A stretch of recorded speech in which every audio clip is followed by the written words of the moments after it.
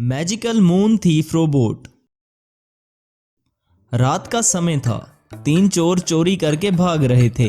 वो तीनों एक सुरक्षित जगह पर पहुंचते हैं। तब जय और शंकर दोनों मिलकर सूरज को डांटते रहते हैं। अरे सूरज, तुम कैसे चोर हो? आज तुम्हारी वजह से हम पुलिस के हाथ आने ही वाले थे। चोरी करते वक्त डरते ही रहते हो हमेशा। तुम तो किसी चोरी के लायक नहीं हो। चोर के नाम पे धब्बा हो धब्बा। हाँ शंकर, तुमने बिल्कुल ठीक कहा सूरज के बारे में। अगर ये हमारा दोस्त ना होता ना तो कब का इसे छोड़ दिए होते। वैसे सूरज, तुझे आता ही क्या है, जरा बता तो। पढ़ाई भी अच्छी नहीं की और ना ही इतने दिन हो गए कोई अच्छी सी चोरी की है। इस तरह से वो दोनों उसको डांट कर उसका मजाक उड़ाते हैं। बेचारा सूरज नाराज होकर अपने घर चला जाता है। सूरज कोई भी चोरी नहीं कर पाता था, पर हाँ, वो इसी गांव की अंजलि नाम की लड़की से बहुत प्यार करता था। एक बार सूरज अंजलि से शादी के बारे में पूछ ही लेता है। अंजलि, मैं तुमसे बहुत प्यार करता हूँ, क्या तुम मुझसे शादी करोगी? प्यार तो मैं भी तुमसे बहुत करती हूँ, मगर शादी मुझे सोचना होगा इस बारे में। अरे इसमें सोचने की क्या बात है, मियाँ बीवी राजी तो क्या करेगा काजी। एक तो तुम काम वाम कुछ करते नहीं, कुछ कमाते भी नहीं हो। शादी के बाद मुझे क्या खिलाओगे और क्या पिलाओगे? मेरी इच्छाएं कैसे पूरी करोगे तुम? अरे तुम्हारे लिए तो मैं कुछ भी कर सकता हूँ, तुम एक बार बोल कर तो देखो। ठीक है, फिर मुझे आसमान का चांद ला कर दो, तब मैं तुमसे शादी करूंगी। अंजलि की ये बातें सुनकर सूरज सोच में डूब जाता है। वो बार बार इसी ख्याल में रहता है कि किस तरह से चांद को जमीन पर लाया जाए। फिर एक बार वो सोचता है, अरे ये क्या जिंदगी हुई मेरी। मेरे दोस्त भी मेरा मजाक उड़ाते हैं कि मुझे कुछ नहीं आता। अब ये अंजलि भी चांद की शर्त रख दी। मुझे किसी भी तरह अपने दोस्तों का और अंजलि का मुंह बंद करना होगा। एक काम करता हूँ, मैं अब चांद की ही चोरी कर लेता हूँ और चांद को ही अंजलि को गिफ्ट देता हूँ। इस तरह मेरे दोस्तों का और अंजलि का मुंह हमेशा के लिए बंद हो जाएगा। यूं सोचकर सूरज चांद को चुराने की ठान लेता है। चांद को चुराने के लिए वो एक जायंट रोबोट बनाने की ठान लेता है।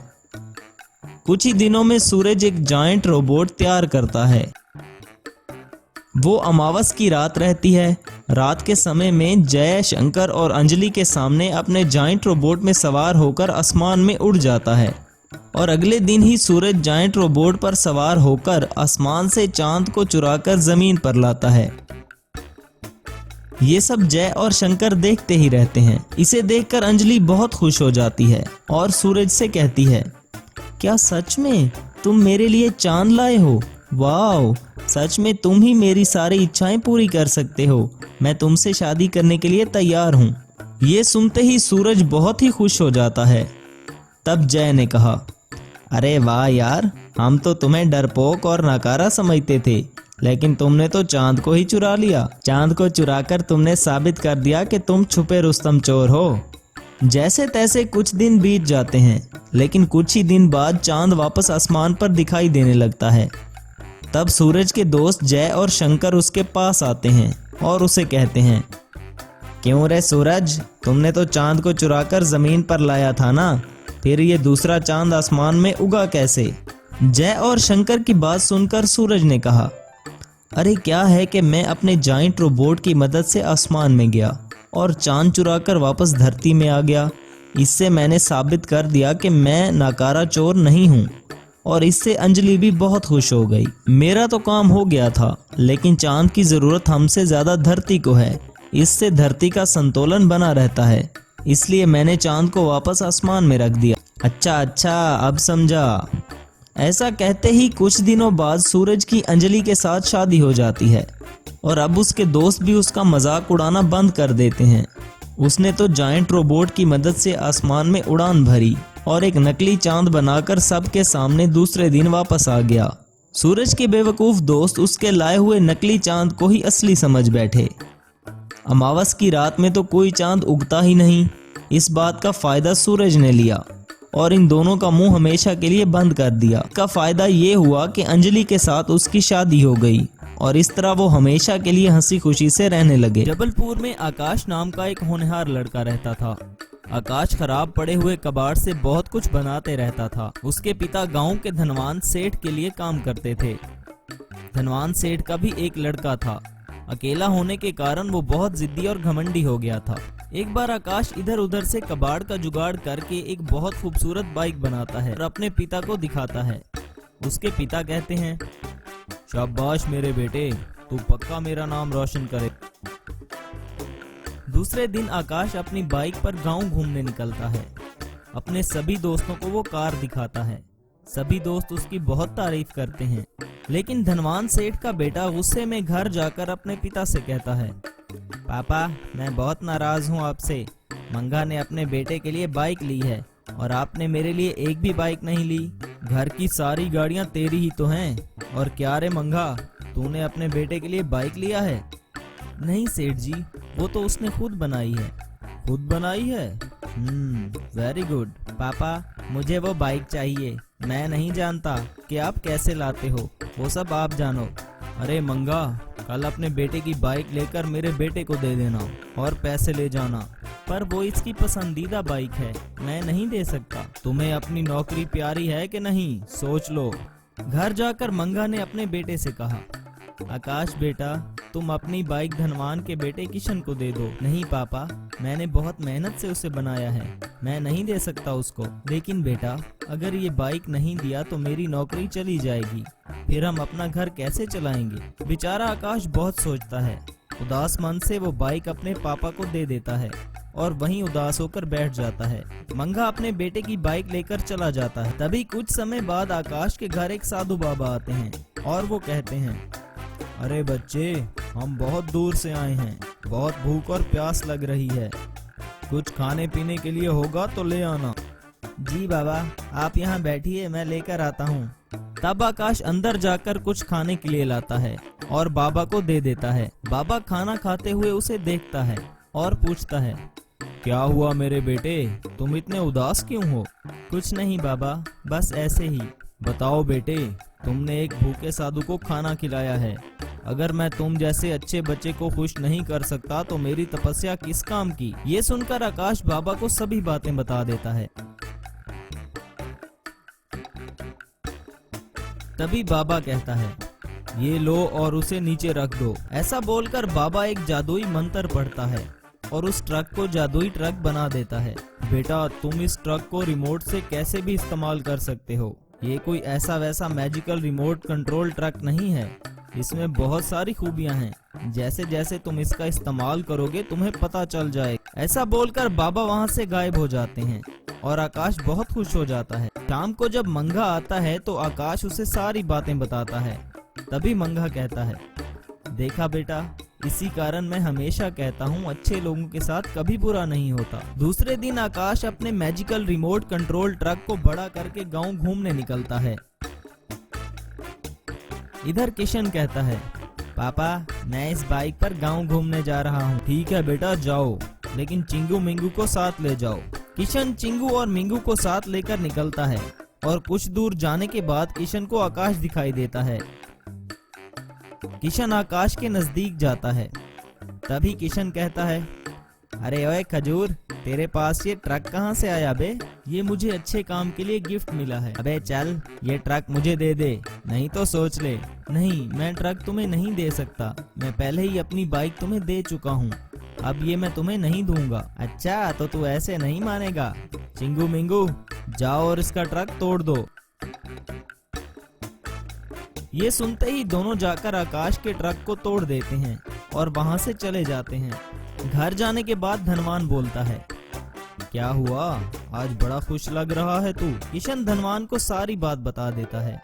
तभी धनवान कहता है, तूने इस बार अच्छा नहीं किया, मैं तेरी हर बात मानता हूँ, लेकिन इस बार तूने बिल्कुल भी अच्छा नहीं किया। ऐसा बोलकर धनवान वहां से चला जाता है। इधर आकाश वहीं पर रोते हुए बैठा होता है। तभी उसे एक आवाज सुनाई देती है, बेटा आकाश, रो मत, मैंने बोला था ना कि इस मैजिकल रिमोट कंट्रोल ट्रक से तुम कुछ भी कर सकते हो, तो दिमाग लगाओ और इसका इस्तेमाल करो। आकाश इस मैजिकल रिमोट कंट्रोल का बटन दबाता है और वो magical remote control truck robot में बदल जाता है। सच में रे, ये तो एक जादुई ट्रक है। अब मजा चखाता हूँ इस घमंडी किशन और इसके दोस्तों को। आकाश अपने रोबोट के साथ किशन के घर पहुंचता है और इसका मेन गेट तोड़कर अंदर चला जाता है, जिसे देखकर सभी बहुत डर जाते हैं। तभी वो रोबोट कहता है, क्यों रे, तू सभी को परेशान करता है ना। पहले बेचारे आकाश की बाइक ले गया, अब इसका ट्रक भी तोड़ दिया। इसकी सजा तो मिलेगी, बराबर मिलेगी। तभी रोबोट किशन की गाड़ियों पर रॉकेट बरसाने लगता है और वहां खड़ी सारी गाड़ियों को एक एक करके उड़ा देता है। ये देखकर किशन और उसके चेले इधर उधर भागने लगते हैं। तभी आकाश अपना magical remote control truck robot लेकर वहां से चला जाता है। किशन और उसके चेले वहीं खड़े रो रहे थे। तभी धनवान वहां आता है और ये सब देखकर कहता है, चिंगू मिंगू, ये सब क्या है। चिंगू और मिंगू ने उसे सारी बात बताई। धनवान फिर से कहता है, मुझे लगा ही था कि कुछ तो होने वाला है, क्योंकि ऊपर वाला सब देखता है, उसके पास सारी बातों का हिसाब रहता है। आज के बाद मैं तेरी कोई डिमांड पूरी नहीं करूंगा।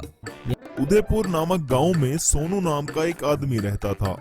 गांव में बस वही साहसी होने का रौब जमाते रहता था। सबके सामने अपने साहसी होने के किस्से भी बहुत सुनाया करता था। एक दिन सोनू गांव में घूम रहा था। वहां पर शामू नाम का एक व्यक्ति रहता है। तभी सोनू उसके पास जाता है। अरे कौन हो भाई, लगता है गांव में नए आए हो। हाँ, मेरा नाम शामू है, मैं इस गांव में नया हूँ, दूध का व्यापार कर रहा हूँ। और आप क्या करते हो? क्या तुम मुझे नहीं जानते हो? गांव में कोई भी नया आता है सबसे पहले मेरे बारे में ही सुनता है। अच्छा, आप क्या करते हो? अरे मैं तो खतरों का खिलाड़ी हूँ, साहस के काम करते रहता हूँ। कोई भी अगर खतरे में हो तो उसे तुरंत बचा लेता हूँ। अब तक मैंने बहुत बड़े बड़े साहस कार्य किए हैं। अच्छा, फिर तो आपको बहुत सारे अवार्ड और रिवार्ड भी मिले होंगे। सोनू केवल अवार्ड और रिवार्ड के लिए कोई साहस कार्य नहीं करता। अगर कोई भी तुम्हें खतरा हो तो मुझे बता देना, मेरे होते हुए तुम्हें डरने की कोई जरूरत नहीं है। ठीक है सोनू जी, अब मैं चलता हूँ। इस तरह शामू वहां से चला जाता है। अगले दिन सुबह शामू दूध लेकर अपनी बाइक पर जंगल से गुजर रहा होता है। जंगल में उसे एक अजीब सी आवाज सुनाई देती है और वहां कुछ ही दूर उसे एक सायरन हेड दिखाई देता है। उसे देखकर शामू डर के मारे कांपने लगता है और अपनी बाइक को वहीं छोड़कर सोनू के पास दौड़ लगाता है। सोनू भाई मुझे बचा लो, एक अजीब से जानवर ने मेरी बाइक को रोक लिया। किसी भी तरह आप इसका अंत करो। चलो अभी चलते हैं वहां। ठीक है, डरो मत, चलो चलते हैं। इस तरह दोनों मिलकर सायरन हेड के पास जाते हैं। उसे देखकर सोनू कहता है, अरे ओ सायरन हेड, यहाँ से चले जाओ, नहीं तो तुम्हारी खैर नहीं। फिर सायरन हेड आगे बढ़कर सोनू को उठाकर दूर फेंक देता है। बाप रे, ये कोई साधारण चीज नहीं है, ये तो बहुत खतरनाक है। इसके हाथ लग गए तो हमारे टुकड़े टुकड़े कर देगा। चलो भाग चलते हैं यहाँ से। अरे आप तो बहुत बहादुर हो ना, आप भी ऐसे डर जाओगे तो कैसे चलेगा। अभी जाकर इसका अंत कर दीजिए। अरे बाप रे, आज से मेरे पूरे साहस कार्य बंद। मेरी जानकारी में एक साइंटिस्ट है, चलो उसके पास चलते हैं, वही कुछ उपाय बताएंगे। फिर दोनों साइंटिस्ट के पास जाते हैं और सारी बात उसे बताते हैं। आप चिंता ना करें, वहाँ एक सायरन हेड है, उसका अंत करना बहुत मुश्किल है। कुछ ही दिन पहले मैंने एक प्रयोग किया था। सायरन हेड का अंत करने के लिए मैंने एक मैजिकल जेसीबी रोबोट बनाया था। अब जाके मुझे एक अच्छा मौका मिला है उसे इस्तेमाल करने। इस तरह साइंटिस्ट मैजिकल जेसीबी रोबोट को उन्हें दिखाता है। उसके हाथ में एक बड़ी सी तलवार होती है। साइंटिस्ट जी, ये तो बहुत ही भयंकर है, लेकिन क्या ये सायरन हेड से फाइट कर पाएगा? हाँ, क्यों नहीं, ये जरूर उससे फाइट करेगा। चलो तुरंत चलते हैं। इस तरह मैजिकल जेसीबी रोबोट को लेकर सायरन हेड के पास जाते हैं। वहां पर सायरन हेड इधर उधर घूमते रहता है। तभी साइंटिस्ट कहता है, ये कोई साधारण सायरन हेड नहीं है, बहुत ही खतरनाक है। फिर भी तुम भागना नहीं, उसका सामना करना और अंत तक टिके रहना, तभी हम विजय हो पाएंगे।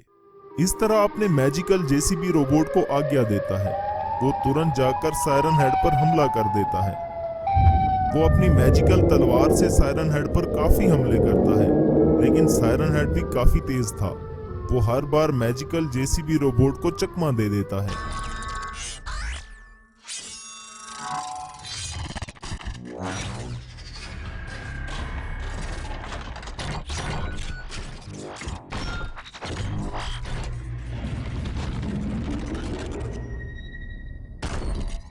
काफी देर लड़ाई होती रहती है और आखिरकार रोबोट सायरन हेड का अंत कर देता है।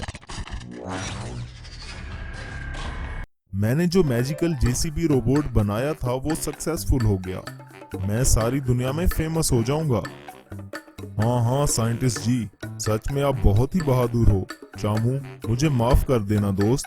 मैंने बेकार में ही अपने बारे में बढ़ा चढ़ा कर बोला था, लेकिन मैं असल में बहादुर नहीं हूँ। नहीं भाई, ऐसा मत कहो। आखिरकार हम खतरे से बच ही गए। अंत भला तो सब भला। फिर सब लोग वहां